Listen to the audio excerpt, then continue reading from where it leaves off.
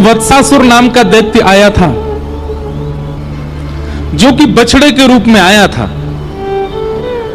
जैसे ही वत्सासुर का वध किया, किशोरी जी नाराज हो गई ठाकुर जी से। किशोरी जी बोली, तुमने वत्सासुर को क्यों मारा? ठाकुर जी बोले, दैत्य है, उसको मारेंगे नहीं। बोले, भले ही दैत्य था, लेकिन वो बछड़े के रूप में था, गैया के रूप में था, आपने उसको क्यों मारा? किशोरी जी की ठाकुर जी की नेक नेक नोक झोंक है गई। यही बात सुन, ठाकुर जी किशोरी जी को मनाने गए। ठाकुर जी गए और ठाकुर जी जाकर के किशोरी जी के द्वार को खटखटा रहे हैं।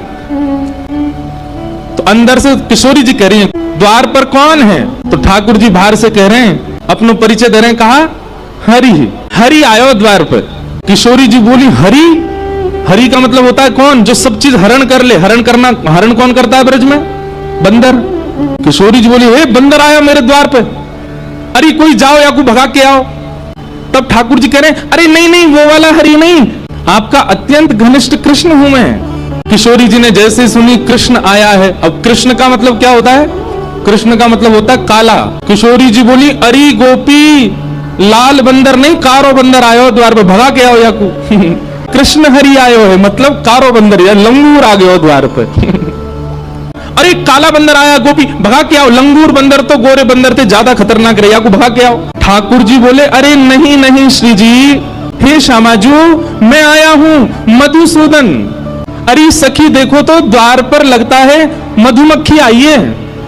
अरे द्वार मत खोलियो, भीतर आके दस देगी, लग जाएगी मेरे।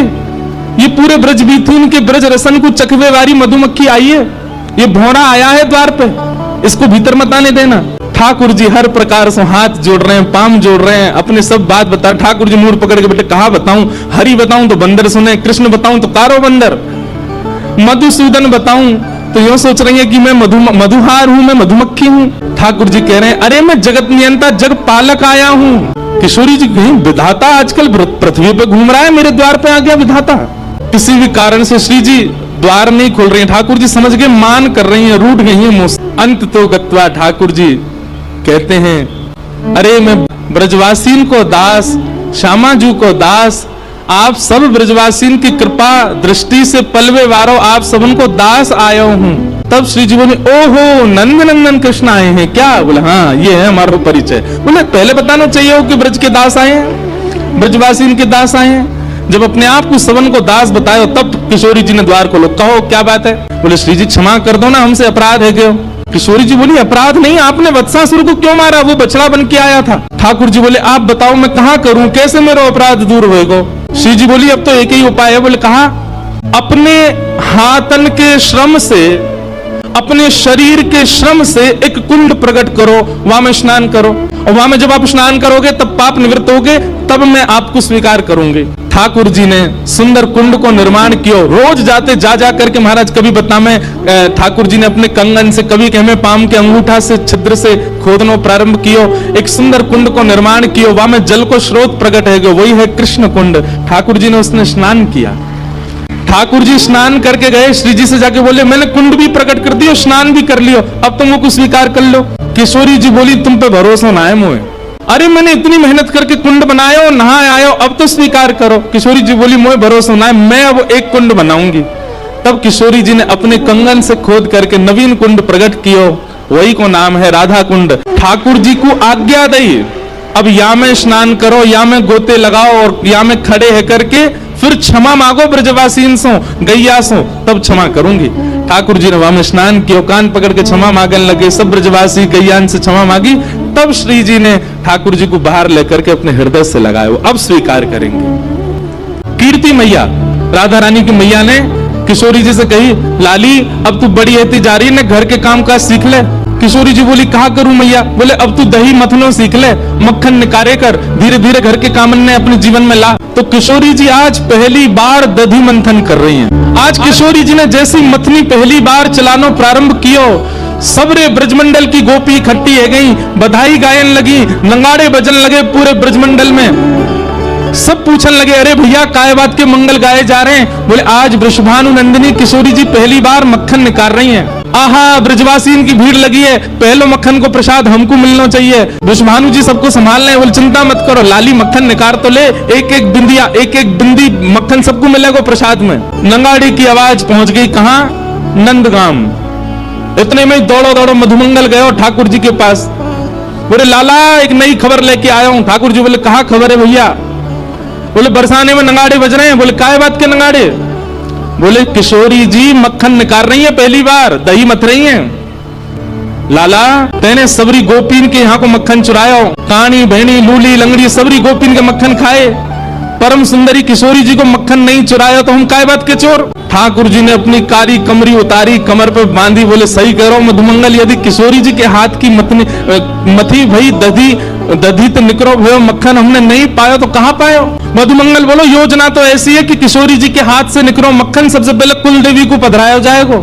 लाला तू कछु कर कैसे करके वह माखन को खाए के या नेक में ही अपने केस खोल दिए, आंखन में काजल लगा लियो, मुख पे लाली मां लगा ली और सोई महाराज कोई छोटी सी गोपी की बढ़िया सुंदर पोशाक ले आए, नीचे पहनी ऊपर चुनरी डाली, हाथन में छोटी छोटी चूड़ी पहन ली, नेक से सेठ ठाकुर जी पामन में पाजे पहन ली, कैसा लग रहा हूं? मधुमंगल बोलो लाला तू छोरी होता तो भगा ले जाता मैं, इतना प्यारो लग रहा है। अरे बाल ब्याह कर लेते तो अब तू जल्दी जा, नहीं तो मैं तो ब्याह ही कर लूंगा। ठाकुर जी छोटी सी सखी बन करके मक्खन चुराने जा रहे हैं, कौन को? श्री जी को, श्री राधा रानी। अब नेक्स्ट किसी गोपी बन के गए, कोई ना रोको ही ना, सीधे पहुंच गए भवन में। चारों तरफ गोपियां खड़ी हैं और उन गोपीन की छोटी छोटी लाली खड़ी, वहीं पर ठाकुर जी भी जाके खड़े हो गए।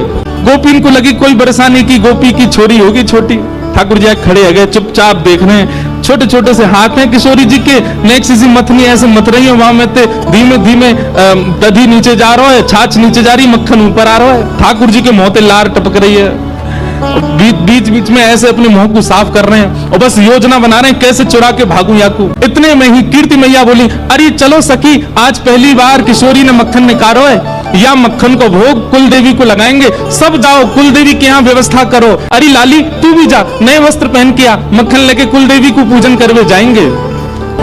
सब सखियां सजवे जा रही हैं, किशोरी जी तैयार हुए गई हैं, वहीं मटकी में मक्खन रख के चली गई हैं, सब निकलती गई। ठाकुर जी वहीं कोने में छुप के खड़े हो गए और जैसे ही सब सखी गई, नेक्स्ट सी मटकी में नेक्स्ट से मक्खन, अब किशोरी जी ने कोई बहुत ज्यादा तो निकारो नहीं होगा, नेक्स्ट से निकारो। वहां नेक्से से मक्खन को लेकर के ठाकुर जी वन की ओर भागे और वन में भाग करके ठाकुर जी एक वृक्ष के ऊपर चढ़ गए। सैन नहीं है रोए, किशोरी जी ने मक्खन निकारो है, या को तुम्हें प्रेम से पाऊंगो। कहा भयो, जैसे ही प्रथम मक्खन उंगली में लेकर के मुख से लगायो तो कहा भयो, वो एक बिंदु रखते ही नेत्र बंद है गए। किशोरी जी को स्मरण है लगो, तनिक तनिक से हाथन से कैसे श्रम करके किशोरी जी ने मक्खन निकाल के मटकी में धरो। इन्हीं सब चिंतन में आकर के ठाकुर जी तो वहीं मूर्छित है के गिर पड़े, बेसुध है गए। एक हाथ में मक्खन लगो, दूसरे हाथ में मटकी, ठाकुर जी पड़े बेसुध। श्री राधा श्री राधा, बस वही स्मरण चल रहा है मन में। यहाँ सब सखी आई और जैसे ही आकर के देखो महाराज मक्खन तो गायब हो गयो, मटकी कोई लेके भाज गयो। पूरे बरसाने में हल्ला है गो, अरे मक्खन चोरी है गो, मक्खन चोरी है गो, मक्खन चोरी है गो। किशोरी जी बोली मक्खन लेके कौन चलोगो? किशोरी जी के तो नेक नेक अश्रुबिंद आ गए, पहली बार मक्खन निकारो वो कोई लेके भाज गो। तभी किशोरी जी की छोटी छोटी सखियां ललिता विशाखा भी आई और बोले मक्खन चोर तो एक ही है पूरे ब्रजमंडल में, हमें ऐसा लगा वहां कुछ सुगंधी आ गई होगी श्यामाजू और वही आकर के लेके गए, पर वो कैसे आ सके यहाँ पे? हम तो नेक देर को गए, इतनी देर में भी कोई ना आयो, द्वार आदि सब बंद रहते। विशाखा बोली, अरे बड़ो छग में भेषी है, नेक में गोपी बन जाए, कुछ तनिक सी छोरी बन के आएगो वो लेके भाज गो, मैं सब जानूंगा को। श्यामाजू आप तो चलो नंदगाम के मार्ग पर चले, वन में ढूंढेंगे मिल जाएगा। और किशोरी जी सब सखीन के संग गई और तभी कहा देखो एक कदम वृक्ष के नीचे ठाकुर जी ने सखी को रूप धारण कर रखो है, केश खोल रखे हैं, बेसुध अवस्था में पड़े हैं। देख करके सब सखी पहले तो बेहोश कन्हैया की बलैया ले रही, कितने प्यारे लग रहे हैं। मुख पे मक्खन लगो, दूसरे हाथ में छोटी सी हंडी में मक्खन रखो है। किशोरी जी बोली देखो यहाँ पड़े हैं चोर और लेके भाज गए, पता ना यहाँ सो कैसे गए। किशोरी जी ने जाकर के ठाकुर जी के मस्तक पर जैसे ही भुजा रखी, ठाकुर जी होश में आए। सब सखी बोली, हे श्यामाजू आपके हाथ से निकसो मक्खन पावे की सबन की इच्छा, परंतु ये तो है ही ना सके कि आप कछु बनावे और श्याम सुंदर पहले नहीं पावे। अब श्याम सुंदर ने अधर पर धारण कर ही लिया है, हम सब सखीन की बड़ी अभिलाषा है कि आपको प्रसाद हमें मिले, तो आप कृपा करो यही मक्खन जो श्याम सुंदर के अधर पे लगो है, आप अपनी भुजा से लेकर के हम सब सखीन को बांट दो।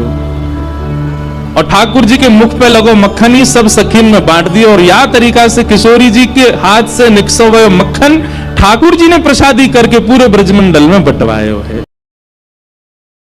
एक दिन मधुमंगल ठाकुर जी तो बोले लाला तेरी बड़ी पूजा होवे, तू कहीं चलो जाए, सब तू को बहुत वंदन करे, संत भी तेरे चरणन को धोमे, गोपी तेरी बलैया ले में, सब तेरी इतनी जय जयकार करें, कभी कभी हमारो मन करे कि ऐसा हमारे साथ कब होएगो। ठाकुर जी बोले भैया मेरी तरह राक्षसन को मार दे, तेरी बल सब बलैया लेंगे तो सब प्रणाम करेंगे। मधुमंगल बोलो जे बात ना है लाला, ये जरूर तेरी पोशाक को कोई कमाल है, ये तो मोर पंख पहन के आवे, कारी कमरी कमर में बांध के आवे, पीली पीतांबरी पहन के आवे, यही से आकर्षण बने सबन को। ठाकुर जी बोले तो कहा करोगे? बोले कल मैं हूं ऐसे पहन के आऊंगा। और दूसरे दिन मधुमंगल भी ठाकुर जी की तरह पगड़ी बांध के, वहां में मोर पंख लगा के और बढ़िया ठाकुर जी की तरह वैजंती माला पहन के, और जैसे ठाकुर जी टेढ़ी मेढ़ी चाल चले ऐसे चलतो भरो मधुमंगल आगो। ठाकुर जी बोले मधुमंगल क्या कर रहा है? बोले लाला अब तेरी तरह मैं डोले करूंगा, सब मेरू बलैया ले करेंगे, मेरू आरती करे करेंगे। ठाकुर जी बोले बाप डोए अपने रूप में रहे, दूसरे की नकल क्या करे? ना लाला मैं पुजवाऊंगा, मैं गोपी से बलैया ले अपनी। ठाकुर जी बोले करवा ले। ठाकुर जी बोले मैं तो जा रहा हूं यमुना स्नान को, और यमुना स्नान करने के लिए ठाकुर जी गए। ठाकुर जी ने सबरी पोशाक उतार दी अपने। इतने में ही केसी नाम को राक्षस वाकु कंस ने भेजो ब्रजमंडल। केसी ने कही आपके शत्रु कृष्ण का हुलिया बताओ। कंस बोलो मोर पंख पहने, कमर में काली कमरी बांधे, बंसी बजावे, टेढ़ी मेढ़ी सी चाल चले, वो ये मेरा शत्रु। केसी बोला अभी रुको मैं जाके देख के आता हूं। केसी राक्षस जैसे ठाकुर जी तो स्नान कर रहे थे जमुना जी, मधुमंगल डोल लो बाहर। इतने में ही केसी राक्षस आयो, मधुमंगल के पीछे ही भागो। मधुमंगल बोल लाला बचाइयो, लाला बचाइयो, लाला बचाइयो, देख कौन आयो। इतने में ही ठाकुर जी जमुना जी तने करके आए, एक मुष्टिक प्रहार करके केसी को मार दियो। मधुमंगल बोलो लाला तू मोर पंख पहन के चले, सब तेरी बलैया ले में, सब तू को प्रणाम करें, मैंने मोर पंख कापे नो राक्षस पड़ गए मेरे पीछे। तो ठाकुर जी बोले दूसरे की नकल ना करे कर, तू जैसा तू वैसा ही रहे मधुमंगल, तू काय को मेरे रूप को धारण करे। आज तो बच गयो, जल्दी मोर पंख उतार दे, कल कोई और आ जाएगा। एक बार ठाकुर जी निकुंज में लीला कर रहे थे। ललिता विशाखा बाहर द्वारपाल बन के खड़ी हैं, भीतर जाने नहीं दे रहे किसी को। इतने में ब्रह्मा जी आए और ब्रह्मा जी भीतर जाने का हट करने लगे। तो ललिता विशाखा बोली आप भीतर नहीं जा सकते, ठाकुर जी रास विहार कर रहे हैं, निवृत्त निकुंज का रास है, यहाँ सबका प्रवेश नहीं है। ब्रह्मा जी बोले देवियों आप जानते नहीं है मैं कौन हूं? बोले कौन हो? बोले मैं ब्रह्मा हूं, पूरी सृष्टि मैंने बनाई है, इस जगत का सृजन करता हूं मैं, आप मुझको कैसे रोक सकती हो? अच्छा आप तो क्या है जानती नहीं हो ना, अनपढ़ गंवार ब्रज की हो।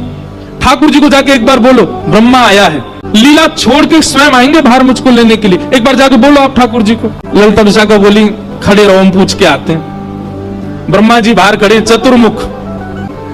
ललिता विशाखा भीतर गई, भीतर जाके बोली जय जय। बाहर द्वार पे कोई ब्रह्मा आयो है और यूं कह रहा वाको नाम सुन के आप लीला छोड़ के आ जाओगे, वाको ले जाओगे। कौन है ब्रह्मा ने बताए तो। ठाकुर जी बोले कहां का ब्रह्मा आया है ये पूछ के आओ। बोले कहां का ब्रह्मा मतलब? ठाकुर जी बोले हमारे एक रोए में 1 करोड़ ब्रह्मांड, उससे पूछ के आओ कौन से रोए के कौन से ब्रह्मांड का ब्रह्मा है, पूछ के आओ। ललिता विशाखा बाहर आई, बोले ब्रह्मा जी? बोले हाँ जी। कहां से आए हो आप? बोले ब्रह्मलोक से आए हैं। आपने बताया नहीं ठाकुर जी को? बोले बताया। ठाकुर जी ने जो उत्तर दिया वो सुन पाओ तो सुनो। ब्रह्मा जी बोले बताओ। बोले ठाकुर जी कह रहे हैं आप कौन से रोए के कौन से ब्रह्मांड के कौन से ब्रह्मा बताएंगे? ब्रह्मा जी चक्कर खा के गिर गए वहीं पे। बोले ये बात तो मुझे पहली बार पता चली कि मेरे जैसे 1-1 करोड़ 1-1 रोए में बैठे हैं। कान पकड़ लिए ठाकुर जी, मुझे लगा कि मेरी सत्ता बहुत श्रेष्ठ है,